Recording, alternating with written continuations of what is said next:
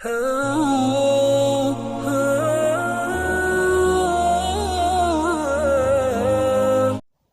اللہ الرحمن الرحیم۔ درود شریف پڑھ لیجئے صلی اللہ علی محمد۔ السلام علیکم ناظرین، کیسے ہیں آپ سب لوگ؟ میں امید کرتا ہوں کہ آپ سب لوگ خیریت سے ہوں گے۔ ناظرین، میرا نام ہے محمد کاشف اور آپ دیکھ رہے ہیں کاشی سٹوریز۔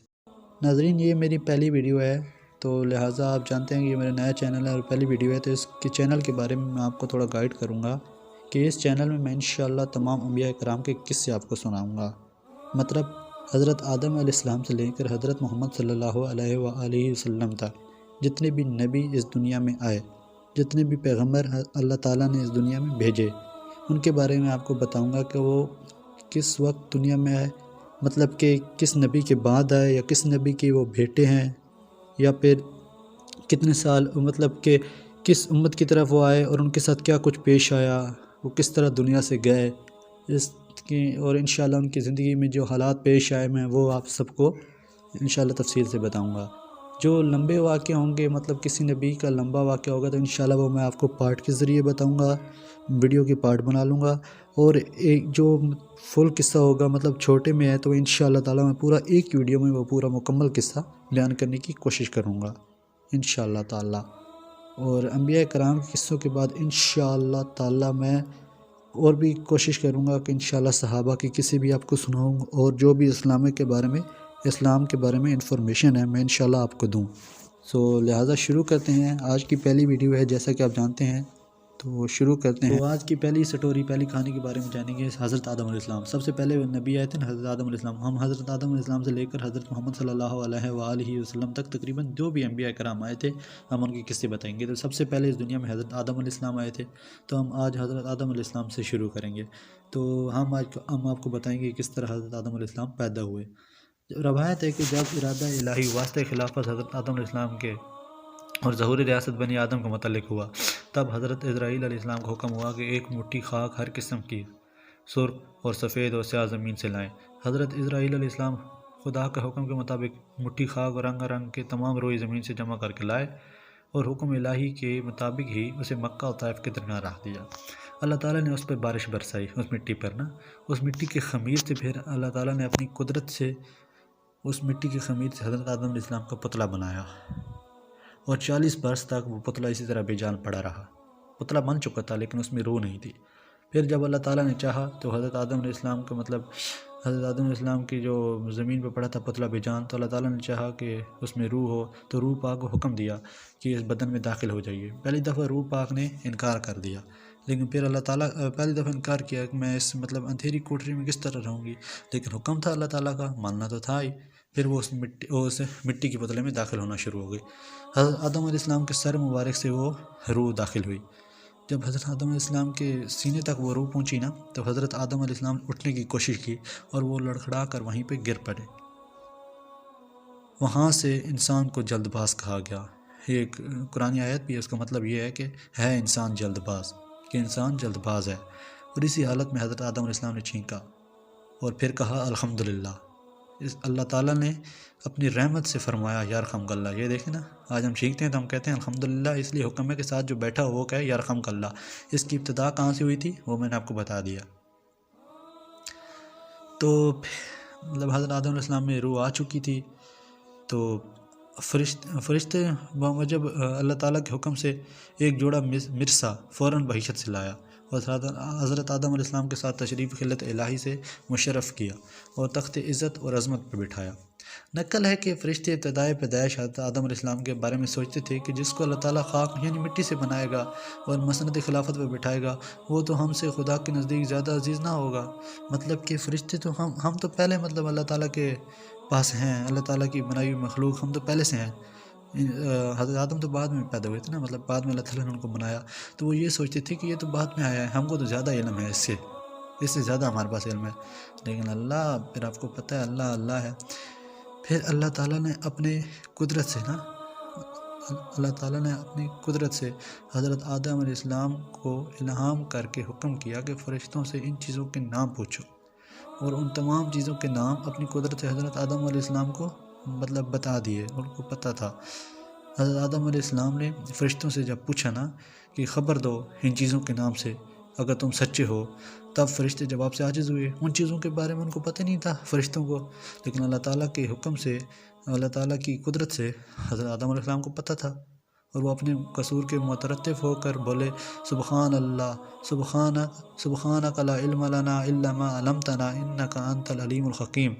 اس کا مطلب، اس کا ترجمہ یعنی پاک ہے تو، اور نہیں علم ہمارے تئیں مگر جو تو نے سکھایا، اور جو تو نے سکھایا ہم کو، اور جو عالم اور دانا ہے۔ تب اللہ تعالیٰ نے آدم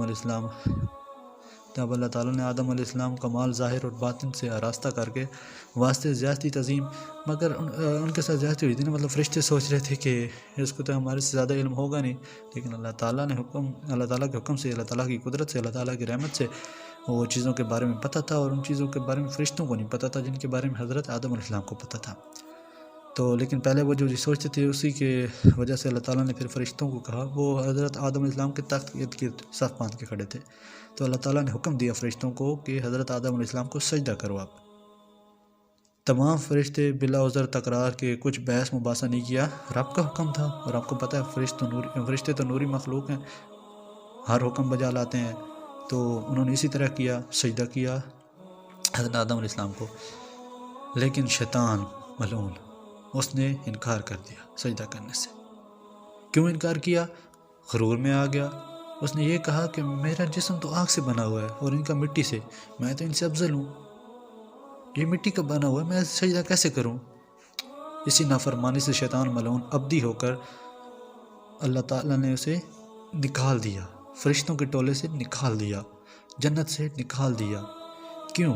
اس نے غرور کیا، مغرور ہو گیا نا وہ، اس نے غرور کیا کہ میں تو آگ کا بنا ہوا اور یہ مٹی کا، میرے اس کا کیا مقابلہ، میں تو اس سے افضل ہوں۔ لیکن حکم کس کا تھا؟ سب سے افضل تو میرا پاک رب ہے نا، حکم تو ماننا تھا، نہیں مانا، نکال دیا گیا۔ حضرت آدم علیہ السلام بہشت میں رہنے لگے، طبیعت ان کی مشتاق، جلیس، ہمدم اور انیس محرم کی ہوئی۔ تب حضرت آدم علیہ السلام پر خواب نے غلبہ کیا۔ وقت خواب میں اللہ تعالیٰ نے اپنی قدرت کاملہ سے آدم علیہ السلام کے پلائے چپ سے، یعنی پسلی سے حضرت حوا علیہ السلام کو پیدا کیا۔ جب حضرت آدم علیہ السلام بیدار ہوئے تو دیکھا کہ ایک عورت پاکیزہ ان کے پاس بیٹھی ہے۔ ان کی طبیعت ہمائیوں اور صورت میموں کو دیکھ کر نہایت خوش ہوئے اور پوچھا کہ تو کون ہے؟ حضرت حوا نے کہا کہ میں تیرے بدن کا جز ہوں۔ ان کی پسلی سے مبارک سے اللہ تعالیٰ کی قدرت سے پیدا ہوئی تھی نا، تو کہا کہ میں تیرے بدن کا جز ہوں، حق تعالیٰ سبحانہ نے تیری پسلی سے مجھ کو پیدا کیا ہے۔ نقل ہے کہ حسن اور جمال حضرت حوا علیہ السلام کا اس قدر تھا کہ تمام عالم کی خوبی 100 حصے تھی، تو اس سے 90 حصے حسن حضرت حوا کو، اور اس 10 باقی جو حسن تھا وہ علام کو عنایت فرمایا۔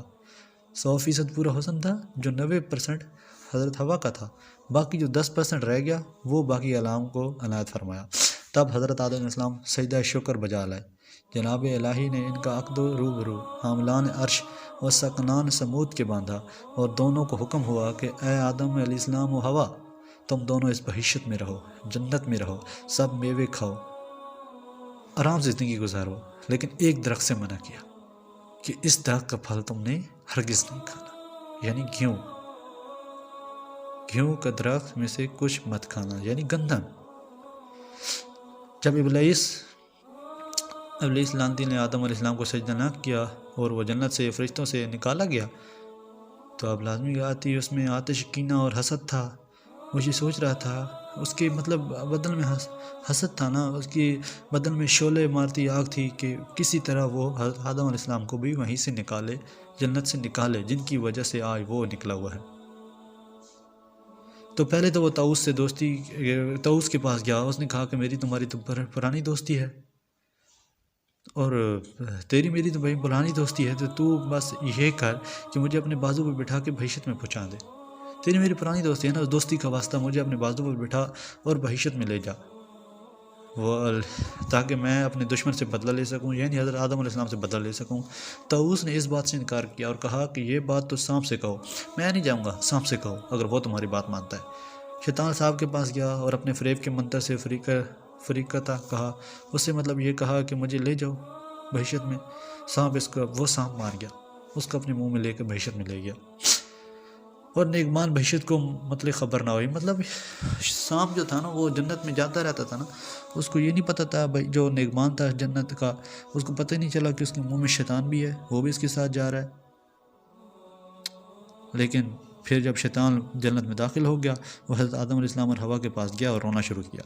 حضرت آدم علیہ السلام اور حوا نے پوچھا کیوں روتا ہے، اور انہوں نے شیطان کو نہیں پہچانا، انہوں نے یہ نہیں پہچانا تھا بھائی یہی شیطان ہے۔